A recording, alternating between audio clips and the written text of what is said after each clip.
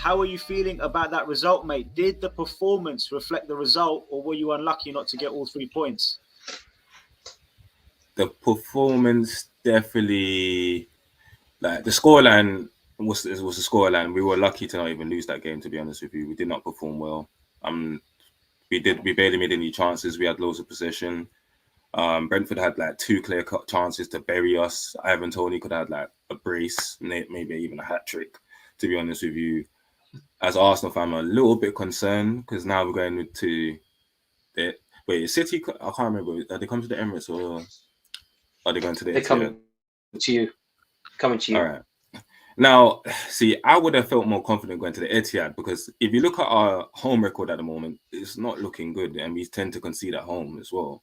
So I'm not gonna lie, for the first time this season, I'm scared as an Arsenal fan. I'm scared. I'm actually scared. Even though VAR screwed us all over at the end because their goal was like you could see like he was offside. I was saying he was offside. I was watching the game and I was like, wait, when VAR came on, I was like, wait, where's the lines? Like they're not showing the lines, they're not going into depth, like what's going on? They just said, oh yeah, it's a goal. I was thinking, what's going on? I was fuming, fuming. Everyone in the household could hear me that day. But other than that, the performance itself, Arsenal are lucky to even get a draw. I'm not gonna lie to you guys at all. That's what I say about the match. Wow, very honest assessment, Sage. Got to give it to you, mate. Absolutely got to give it to you because a lot of players, a lot of fans would have pointed straight at the VAR and said we deserve 3 points, which you could argue you would have because they scored in the last minutes. You're looking at the performance, and the question was more about the performance than the result. And Mm-hmm. respect and hats off to you, mate, because you've said Arsenal didn't deserve to win based on the performance. My next question to you before we open up to the panel is $1 million question: is what the hell's happened to Arsenal and why they're not performing at home? The fans were up for it. They were absolutely screaming. I could hear it through the speakers. I mean, literally no major injuries. I know Jesus is out. But that team was good enough at home with the way you've been playing to beat Brentford. I know Brentford are not an easy team, guys. They've been to many stadiums and picked up points. But what was the reason, my friend? Why? What's going on with Arsenal, mate? Is this mental? Are they tired? I mean, is it Arteta? Is it tactics? Is it players bottling it? Where'd you point most of the blame, mate? I can't really point the blame at one particular key area because there's a numerous things have happened in at once. Let's look at Saliba's 1v1 battles with Tony. He got absolutely bullied. But you got to remember he's a young kid as well. He's coming in, he's going to be inexperienced. That's his inexperience coming in right now. Because Gabriel had more of a chance against Tony in that game. And then Tony realizes, yeah, I'm going to bully this guy. He might be 6'4", but he can't handle me. So he started targeting him after a while. So a little bit inexperience right there is part of that reason as well. Now, another reason why we've not been performing well in general, in my opinion, is not just at home. In the last 4 games, I don't think we've been that great. It's because the link-up play between Nketiah and Martinelli is not there. I'm not going to lie to no one. And now we're starting to see the problems of Jesus being injured because when Martinelli and Jesus were playing together, it was fluid. There was always going to be a chance. They always keep the ball moving. And Nketiah and Martinelli are not quite clicking at the moment. So, and it's affecting Martinelli's game where everyone's like, oh, they might as well drop him for Trossard because Trossard did come on and score. And I think Trossard's an absolute baller. But you can't just get onto Martinelli like that. It's not the same. He's not got an out-and-out left-back like Turney. Turney could have been brilliant for this game, I think, in my opinion. I don't think Shevchenko had a great game at all. He was holding on the ball for too long. And then when he did release the ball, he was giving it away.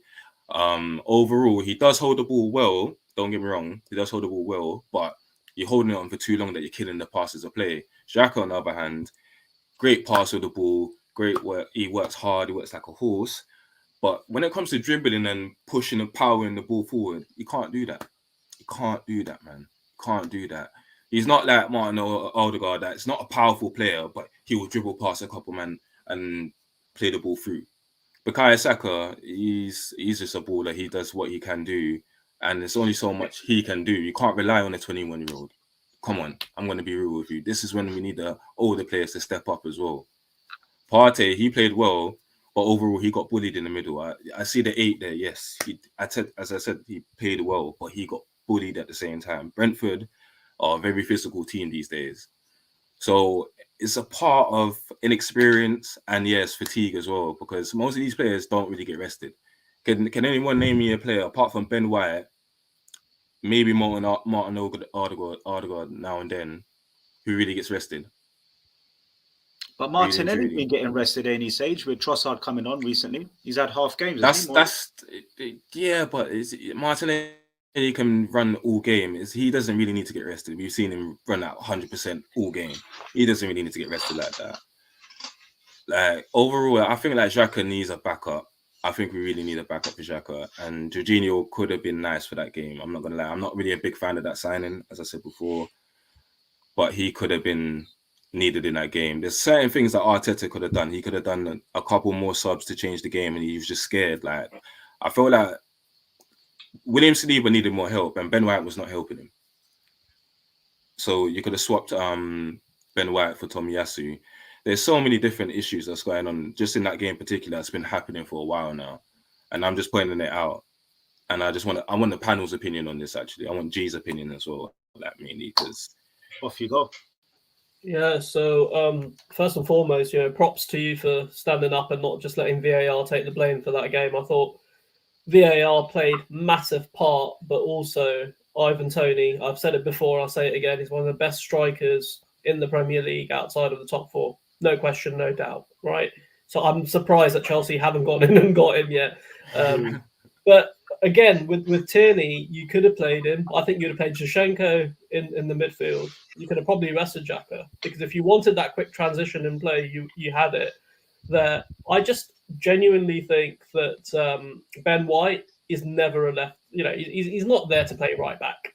I mean, Ben White never played right back in a million years, but he's being put in that position, and I think Saliba again has had a great season or great half season. So we shouldn't really sort of, write him off on one game. I looked at the game. I thought that everyone knows how Brentford's going to play. And if Arteta knew how Brentford were going to play with a high press, he should have looked at the games that Brentford lost this season, and he should have put a team out to win that particular game. The bigger worrying thing for me is that Man City screwed up last week. And Arsenal had a chance now to just put this, with another additional 2 more points on the board. And I think that's where this might come back to bite. Because if you lose the league to Man City because, you didn't win this particular game, and this is what it comes down to. It comes down to these margins. Yeah, you win the game in 94 minutes. It's not done in that first 7 seconds and stuff. Trossard had a tap in, but that was a brilliant Arsenal move. That wasn't Trossard all on his own. That was a really nice move, and it was a lovely finish. But I think that's where I'm at with this. I think Arsenal should have freshened it up. I think they should have gone gung-ho in the transfer window. They should have spent a little bit beyond their means and bought in a total finisher who's scoring 20 goals a season minimum. And I think then you're almost cementing the title. This feels like there's going to be a jittery end. It's like a racing car driver. If you've crashed in a chicane, guess what? When you come into that chicane, you're not going to come in at that same speed as anybody else. You're just going to be that little bit wary. And I think Arsenal, because they missed it last time, the top 4, they just need to be really careful, get that mentality right, really sort of go beastly in the next game and try and, win it, because that's the thing. You've got a really quality team. Gee, can I ask you quickly on that point about the strikers? So they've relied on their youth. They've given Nketiah $100,000 a week, the number 14 in the summer. They've backed him. They've backed him in on the pitch as well. They've given him time. He started well. People were saying like, what a player. We had Hash on here 2 weeks ago in episode 1 or 2 saying the guy's probably worth 50, 60 mil. Do you think Arteta and Edu have been a bit naive, trusting or over trusting the youth? Is that your point? You're thinking should have gone out and got a Weghorst or someone that's been around the block a few times? I think they have to go out and get a world-class striker, and you need to be getting strikers who are going to be scoring. The kid at Napoli, everybody wants him. There's the Vlahovic. Again, he was available. If they really wanted to break the bank, they could have gone and got Rafinha from Barcelona, because they're in all sorts of financial strife, as I think Sultan mentioned earlier. So the potential was there to add, and I think if he gets injured, Nketiah, what happens then when you've got both of them out? At that point, I think you're really struggling. So the smart move would have been to go out and get a good few pros who are in form, because form is what's going to carry you to the title. G, do you think Arteta's got a problem with big name players? Because he's had that label that he likes young players and he likes, players that are going to listen to him and be eager and on every word. Do you think, I mean, it's hard to answer, I know, because, he has got some senior players in there, you could argue, but do you think his whole approach to going youth, and I can't remember who said it, but you can't win titles with Alan kids. Hansen said it, yeah. Alan Hansen said it, you can't win titles with leagues with kids. Do you think that's going to be their Achilles heel? The fact that half these players, most of them, they're all young. They're the youngest squad pretty much in the Premier League. And now that inexperience of having been around the block, they've got Zinchenko there who's done it. They've got Jesus in the treatment room. But do you think that is now, showing its ugly face? Is that the reason Arsenal are falling apart a bit, do you reckon? Because, let's be honest, it's business end of the season. Yeah, exactly. So the business end of the season requires people to, do their jobs. And I think the first thing, Arteta, I agree, he doesn't like players. And, he's managing people's egos. One thing I didn't like about what he said after sort of, dropping points with the whole sort of Man City thing, in that was that, even though they've lost or whatever, that I want to love them more. They need to love each other more. Yeah. I think if that was Fergie, he walks in that room and he goes, do you want to win the title or not? Because next game is Brentford and I expect you to slaughter them. Right? So this is the thing. And if you look at what Ten Hag said to Garnacho before the game, he said, you're great and all of that and you think you're great, but if I don't get an end product from you and score a goal, I can't put you on the pitch. So he put him on the pitch against Leeds today and he did the business. So I think there's an element of carrot and stick, and I think there's too much carrot with Arteta, and then he just explodes like that game against Liverpool. Someone will remember that. You've got a 6'4" guy, and you got Arteta kind of going toe to toe, and it was hilarious. But that passion was missing for me, right? And this is the thing: he can't do that with big name players. He would hate to manage a Ronaldo, or he would hate to manage, a Benzema, somebody of that ilk, because it challenges the ego and the centricity of Arsenal. Fair play. V, what are your thoughts on Arsenal, bruv? Yeah, I think so. I think I said it last week as well. I think this is the best chance Arsenal have had for the last 20 years to win the title, right? Chelsea are not firing. Liverpool are not firing. United seem to be picking up some sort of form. City are spluttering here and there, and who knows what impact the whole FFP thing is going to have on them. Same thing, right?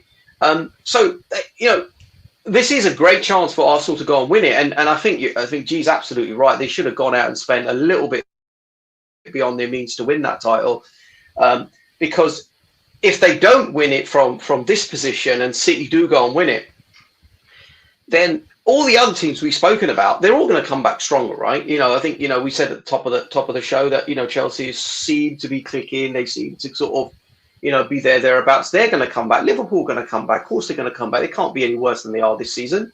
So does that make it harder for Arsenal? How does Arteta make that team go again? And I think everyone's right on here when they turn around and say, well, I think Arteta's almost scared of having the big name players. And I know that Aubameyang, you could say he's a big name.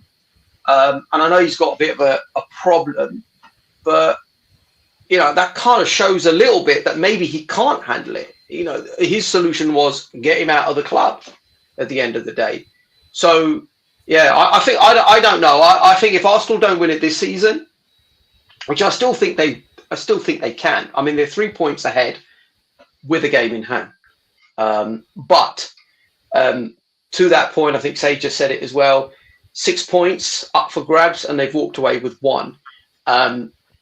And those games that they've played, Everton and Brentford, you would think that they'd walk away. At least the Everton game, you would think that was a banker 3 points. And they haven't walked away from it. So, as an Arsenal fan, I would be worrying. But as a neutral, I still think they'll probably just do it if they can turn the form around and go back to the way they were. Sultan, what's your views, bruv? I think Wednesday's a big game for Arsenal because if they lose that, I think the momentum will be with Man City. And Man City over the last, say, 5 seasons, they've been there, they've done it. They've got the players, they've got the manager. So I think the pressure will be really on. I do hope Arsenal do it, because I like the way you can see when Arteta came in. He's still an up and coming manager as well. He has won the FA Cup, I think, in his first season. So with the young players, I think it's difficult in the January transfer market to go out there and buy a top quality striker, because how many of them are actually available, right? Yeah. You got Kane at Spurs, that's never going to happen. You got Victor Osimhen at Napoli.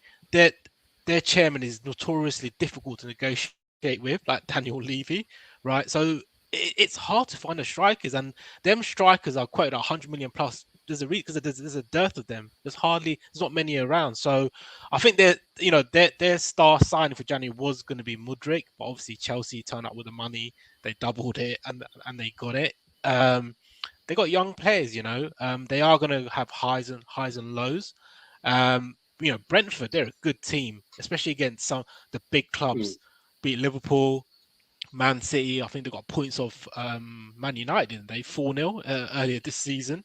So they play really well. So hats off to them. But I do think Wednesday is a big game, and they still have the return leg at the Etihad. So it could completely go. But I do like the way Arsenal play. Arteta, you can see like him and Edu what they were planning to do a couple of seasons ago, getting all these young players, giving them a chance. So hopefully they do. I'm supporting, because Liverpool, obviously our seasons are complete write off. So that's where my point of view on Arsenal is. Fair enough. Lads, I said last week we went around the room and we all, for the last 3 episodes, this being episode 4, we've said Arsenal are going to win the league. And last week we went around the room and I said City are going to win the league. And I didn't say that just as a Spurs fan. Yeah, maybe a little bit of bants in there, a little bit of hate in there. But genuinely speaking, if I look at Arsenal's bench, and we'll finish with you, Sage, on this, because you've heard what everyone's had to say about Arsenal. I look at the bench, mate, Jorginho, Vieira, Trossard, in terms of game-changing players, if they are game-changing players, to come off the bench and make a difference. Now, we see Trossard come on, score the goal. He made a difference in the game before as well. So, yeah, I'll give credit to Trossard for being a game-changing player. But then I'm looking around the pitch, bro, and I'm looking at Jorginho, probably too lightweight. I'm not sure what he adds and what he changes. I'm not sure where Arteta goes with the formation, because if you've got the personnel, you can change the formation. If you've got a striker off the bench, if you've got a 6'8" striker, you can say, right, we'll go a bit ugly, we'll go long, we'll make it more difficult. So my reason for Arsenal not win the league is the bench. And I look at City, and squads often win leagues, not first 11s. And Liverpool have showed you can win a league with a first 11, but you have to be very lucky with injuries as well. Otherwise, City have shown a squad wins you the Premier League, because there's so many games. You've got Europa League coming up as well. I know you're not the playoffs. You're not going to be playing that round. You go straight into the next round. So obviously, I imagine Arsenal or Arteta have to sit down and decide whether they just scrap that competition, because you haven't got the squad depth to be in the Europa League, to be in a title race as well, and expect to sort of, win any of them, really. You've got to now set your stall out and say, this is what we're going to do. And that's why I think he threw the towel in for the FA Cup. I understand where it's coming from, but I think losing for the first time away to City had a mental impact on the players, because you then went to Everton. And sometimes the feeling of losing can be worse than just kind of just going and getting a draw or getting that win for the sake of winning. Like, losing doesn't feel great, and winning breeds winning. So I think personally that FA Cup result, Arteta should have gone and stuck it on Man City, and you should have beaten them in their back garden, and that would have emotionally affected them. To come off as a losing team, I'm not sure City was the right team to throw the towel in. If that was another team, fair enough, they're not a title contender, you can throw the towel in. To do it in Man City's garden, I'm not sure that was right. And I said it on the show that weekend as well. I don't think Arteta should have done that. That was an opportunity to lay a glove on Pep and say, we're ready, mate. We're ready at your house. We're ready at our house.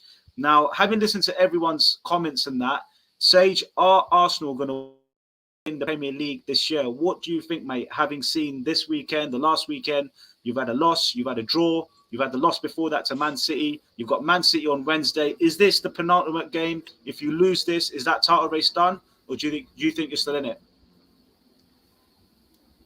I still feel like we're going to win the league. But if we lose to City on Wednesday, the title charge is done. It's done. If we lose to City, it's finished. We're finished. But if we win, we're going to win the league. That's what I say. That's what I'm going to say about that.